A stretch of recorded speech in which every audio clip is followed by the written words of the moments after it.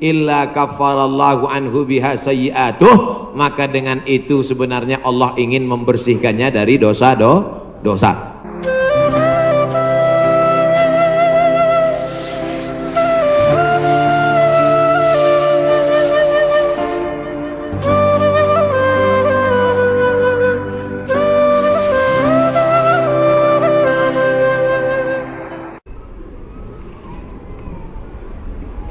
Bagaimana kita bisa membedakan musibah, cobaan, bencana, atau azab?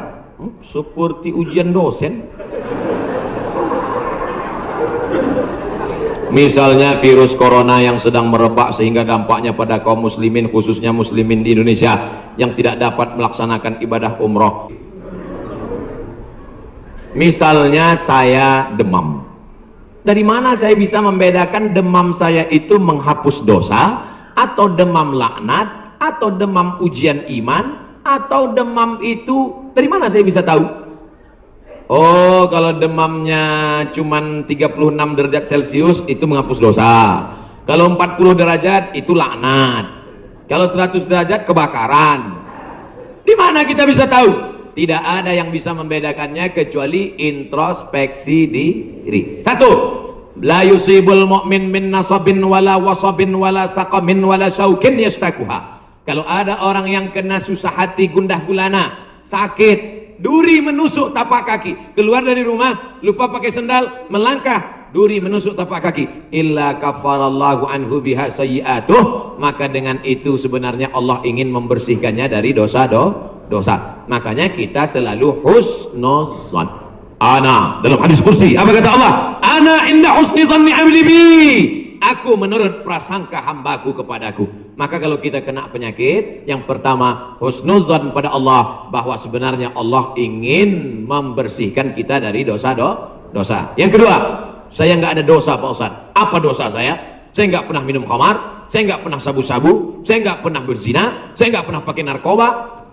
Dosamu adalah ketika kau merasa bahwa kau tidak berdosa. Itulah dosa.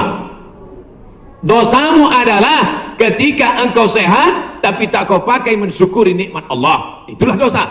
Maka siapa yang berkata saya tidak pernah silap, saya tidak pernah salah, saat itu dia sedang silap dan salah. Al-insan mahallul khata' wan nisyan. Manusia tempatnya silap, lupa dan salah. Yang kedua, ketika kita sakit, sebenarnya Allah ingin mengangkat derajat kita, karena sebetulnya amal kita tidak cukup. Kita sudah ditempatkan di tempat surga Jannatul Firdaus, tapi ketika malaikat ditanya, sudah cukupkah amalnya? Belum. Beri dia ujian supaya amalnya mencukupkan dia dengan amal sabar. Ada amal yang lebih tinggi dari tahajud, lebih hebat daripada jihad. Apa dia? Innama yuwaffas sabiruna ajrahum bighairi hisab. Amal sabar menerima musibah, tidak caci maki, sumpah serapah. Yang ketiga, bisa jadi laknat Allah. La ta'murunna bil ma'ruf, mestinya kau tolong saudaramu yang ada di Uighur, mestinya kau bantu saudaramu yang sedang teraniaya di India, tapi mulutmu diam, kau tak mau menolong. Ketika musibah dikirimkan Allah dalam bentuk bencana, ternyata yang kena bukan yang jahat-jahat saja, yang baik-baik pun ikut juga kena. Maka tidak ada cara lain kecuali mohon ampun, minta ampun, taubat, nasuha kepada Allah Subhanahu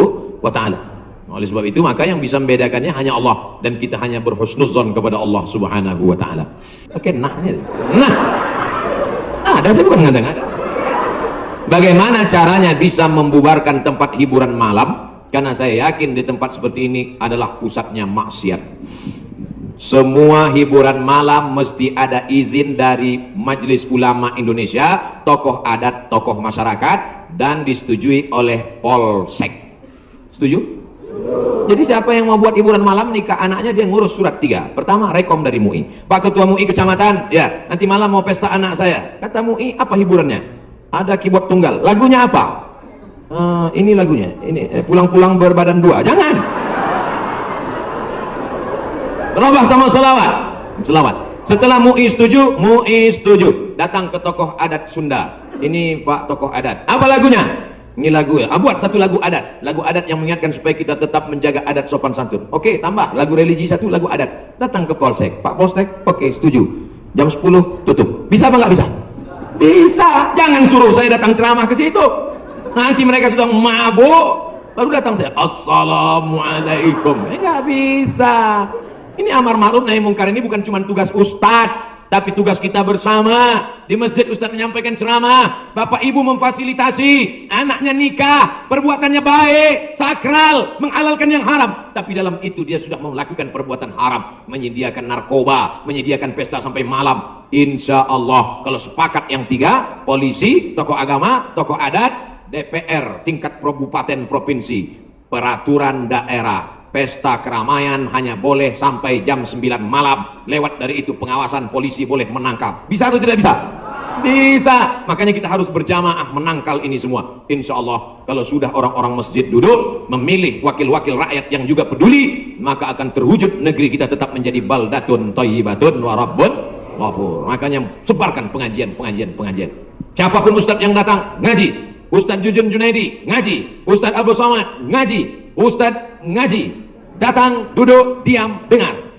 Ada snack, makan. Nggak ada, istighfar.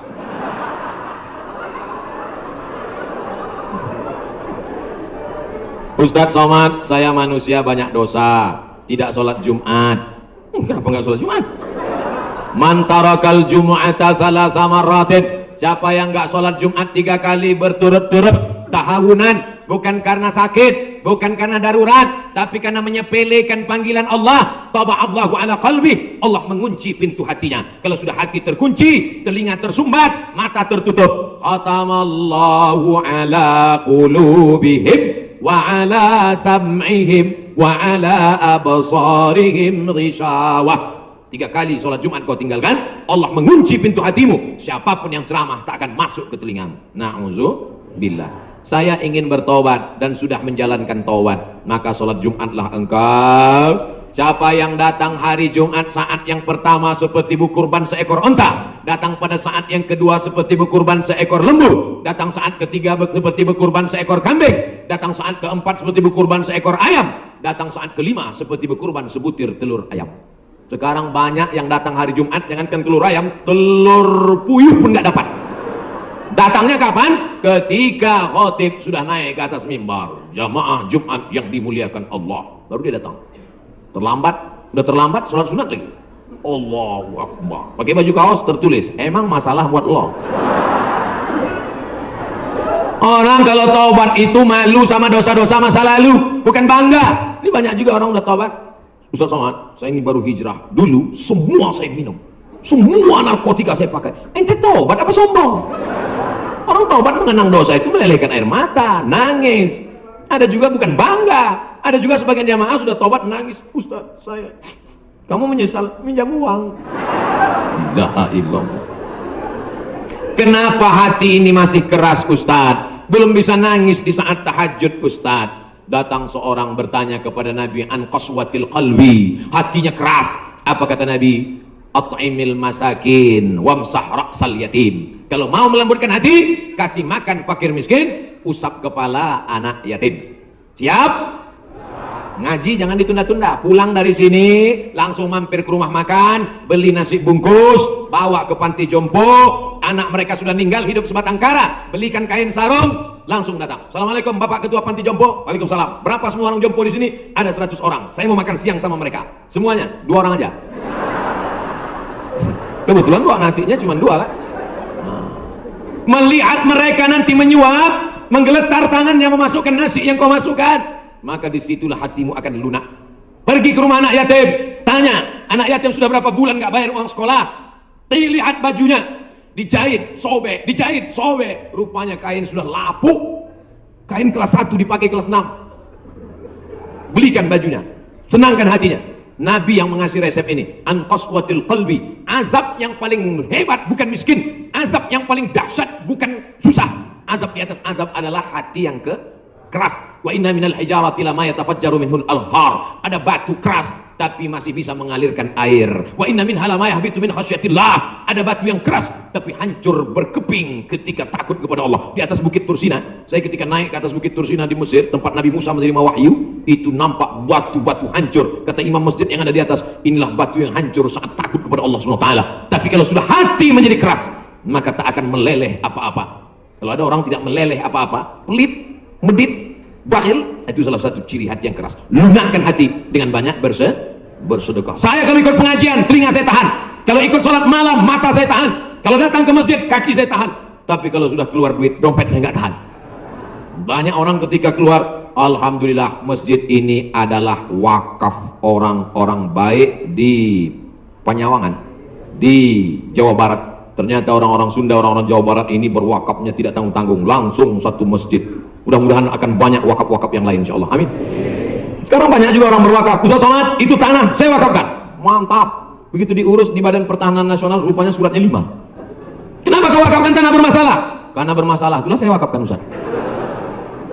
Na'udzubillah. Kalau hatimu masih keras juga, hadirlah di tempat penguburan jenazah. Berdirilah di tepi kubur tempat jenazah. Kubur, suruh kawan satu nyenggol dari belakang. Masuk kau ke dalam, kau sambut jenazahnya, kau pegang masuk ke lubang, terasa dingin dari bawah. Sadarlah bahwa kau juga akan mati masuk ke dalam. Rumahmu yang besar tinggal, istrimu akan nikah dengan brownies. Mobilmu yang mewah akan dijual, suratnya akan berganti di kantor Samsat. Tanahmu akan diganti akte notaris. Kau hanya akan membawa 2-3 helai kain kafan digulung macam dodol Garut.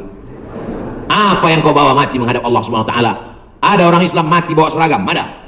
Tadi saya baru dikasih jaket kulit, sayang sekali. Tapi jaket itu pun tinggal kalau kau mati, Abdul Somad. Kenapa nggak dipakai sekarang? Panas. Apa yang kau bawa mati? Kalau pernah kau usap kepala anak yatim, kalau pernah kau infak sedekah untuk masjid, itu yang akan kekal abadi. Yang mewakafkan tanah ini sudah meninggal, tapi terang kuburnya, lapang makamnya, insya Allah. Amin. Pikirkan, orang yang cerdas bukan yang IP-nya 4, orang yang cerdas bukan otaknya hebat. Al-Kayyis, orang yang cerdas, mandana nafsahu, mampu menekan hawa nafsunya, wa amila lima ba'dal maut. Dia beramal, berpikir setelah mati. Ini banyak orang mikirnya setelah pensiun. Saya alhamdulillah Pak Ustaz sudah siap nih setelah pensiun nanti. Memangnya yakin malaikat maut datang setelah pensiun? Banyak malaikat maut datang sebelum pensiun. Pikir baik-baik. Pikir itu pelita hati. Lama berpikir, sakit hati. Bagaimana cara membentengi bencana yang semakin banyak akhir-akhir ini? Itulah yang udah aku ceramahkan tadi.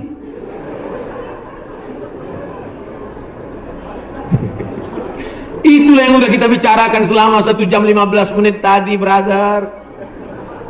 Tadi saya yakin ini pertanyaannya sebelum ceramah. Apabila kita sudah baca amalan-amalan penangkal musibah, tapi musibah masih saja terus datang, bagaimana sikap kita sebagai muslim? Man lam yardha bi qada'i, siapa yang tidak ridha menerima takdirku, walam yasbir bi bala'i, siapa yang tidak sabar menerima ujianku, falyatlub rabban siwaya, carilah Tuhan selain aku. Ada Tuhan selain Allah? La ilaha illallah. Maka kita tidak ada cara lain kecuali ridha, ikhlas, terima ketetapan Allah. Makanya ketika bangun pagi apa doanya? Raditu billahi rabba, aku ridha menerima Allah sebagai Rabb. Apapun yang kau beri aku terima ya Allah. Wabil islami dina, aku ridha Islam sebagai agamaku. Apapun perintah dan larangan Islam ku amalkan. Wabi Muhammadin nabiyya wa rasula, aku ridha Muhammad sebagai rasulku, maka kita ikut sunnah Rasulullah Muhammad sallallahu alaihi wasallam. Terjadi juga ridha. Tapi kalau terjadi karena kurang usaha, hukum sebab akibat. Sudah disimpan uang di dalam dompet, dompetnya dikunci, dompetnya dalam laci, lacinya dikunci, lacinya dalam lemari, lemarinya dikunci, lemarinya dalam kamar, kamarnya dikunci, kamarnya dalam rumah, rumahnya dikunci, rumahnya dalam komplek, kompleknya dikunci, hilang juga. Terus mau ngamuk. Tidak ada cara lain kecuali ridha kepada Allah. Tapi kalau punya sepeda motor nggak dikunci, malah berhenti, mesinnya hidup, kuncinya diletakkan, terus sibuk beli ngobrol. Beli kangkung 2 ikat, ngobrolnya 2 jam. Ketika dilihat hilang. Terus ketika hilang suaminya nanya, mana motor kita? Ridho mas. Itu bukan ridho, goblok. Mohon maaf saya keceplos. Oleh sebab itu maka tetap ada Ahlus Sunnah wal Jamaah mengajarkan kita ada namanya al-kasbu wal ikhtiar. Bahasa kitanya namanya usaha. Kalau pemerintah menyuruh pakai masker, usaha. Jangan tidak ikut. Suruh cuci tangan sering. Sebetulnya kita nggak perlu belajar masalah cuci tangan. Ada nggak ada virus kita tetap cuci tangan, betul? Subuh cuci tangan, zuhur cuci tangan, asar cuci tangan, maghrib cuci tangan, isya cuci tangan, tahajud cuci tangan, witir cuci tangan, duha cuci tangan. Orang Islam paling sering cuci tangan. Makanya saya heran kalau sampai anak-anak kita diajarkan, mama siapkan gayung sama sabun. Untuk apa nak? Hari cuci tangan internasional. Loh, kita nggak perlu diajari cuci tangan. Nanti takutnya 20 tahun akan datang ada lagi namanya hari cebok nasional. Dari 14 abad yang lalu kita sudah bersih, betul? Tidak akan ada bakteri bersarang di ujung-ujung jari kita karena kita paling sering cuci tangan. Tidak akan ada bakteri yang bersarang di ujung kuku kita karena kita paling potong kuku hari Jumat. Kalau seminggu tak akan mungkin kukunya panjang. Makanya Nabi berkata, asfaraka, kukumu kenapa panjang? Inna syaitana yaqdu ma tala minha. Setan duduk di kuku yang panjang. Makanya pertama yang dijaga dalam Islam adalah kebersihan. Kuman datang, binatang dipotong. Setelah dipotong darahnya keluar karena ternyata bakteri ada di dalam darah. Setelah darahnya keluar dipotong-potong, dicuci sampai 4 kali. Ibu, saya tidak punya saudara perempuan. Waktu masih kecil di rumah bantu ibu di rumah, jadi suruh cuci. Tomat cuci daging, saya cuci. Kalau ayam 2 kali, kalau kambing 4 kali. Kenapa gitu mak? Ayam kakinya 2, kambing kakinya 4. Saya nggak tahu anak kecil. Sekarang saya baru tahu, ternyata ayam dagingnya putih, darahnya nggak banyak, 2 kali sudah bersih. Tapi kambing sekali masih merah, 2 kali masih merah, 3 kali agak pucat, 4 kali bersih. Setelah itu baru dimasukkan, dibuang airnya, disolawatkan, baru dimasak. Mereka tidak, kambing tidak dipotong, kambing matinya di stunning. Ada pistol, tapi pelurunya nggak keluar, ditahan. Itu skalanya 8, ditembakkan ke kening sapi, tembak ke kening sapi, sapinya mati, darahnya nggak keluar. Kalau sampai 8 mati, tapi kalau 7 bodohnya. Itu sapi-sapi dari Australia yang datang ke tempat kita yang liar seperti banteng, itu ditembak otaknya skala stunning 7. Bodoh. Ibu kalau ada bapak yang liar, tembak skala itu. Mas, mama mau pergi arisan, pel lantai mandikan anak, dan papa. Nah, itu udah kena stunning. Jangan diamal. Tidak dipotong, hanya stunning 8 skala, akhirnya sapi tumbang, darahnya masih dalam daging, bercampur dengan darah bakteri penyakit, dipotong-potong, diletakkan di atas api yang tidak terlalu matang, bolak-balik, nggak dicuci, darah nggak keluar, masuk ke dalam roti, dicampur, dimakan, barbecue. Habis dimakan, kena penyakit, medco, sapi, medco sapi gila. Sapi aja yang halal bisa menjadi penyakit, apalagi yang dimakan kelelawar, Batman. Maka kita disuruh kulu, makanlah. Tapi yang dimakan itu apa? Min thayyibat. Thayyib artinya baik, baik. Dulu thayyib baik-baik, sekarang thayyib nggak pulang. Mohon maaf Pak Thayyib nyantus. Masya Allah, tabarakallah.